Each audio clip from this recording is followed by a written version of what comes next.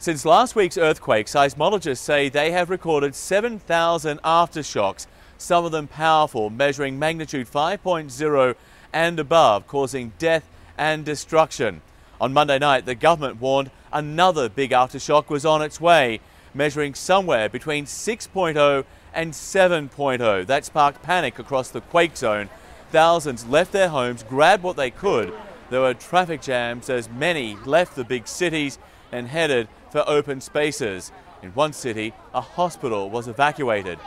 The aftershocks have caused huge problems for rescue crews, but in many of the hardest hit areas, the search for survivors is now being scaled back. But still, there have been some remarkable stories of survival.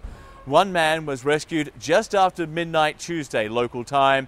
He had been trapped in the rubble of his office for 179 hours. The rescue operation alone took 30 hours, and by the time he was pulled free, he was still able to talk to the men who saved him. Just earlier than that, another man, a coal miner, was also freed. He'd been trapped for 170 hours. But now, as China marks the second day of 3 days of mourning, the government is now dealing with the refugees, the living, the 5 million people who are now homeless. Government buildings have been opened, and they're being encouraged to stay with relatives and friends. 280,000 tents have already been allocated. Another 700,000 are now being made. John Vause, CNN, Chengdu, China.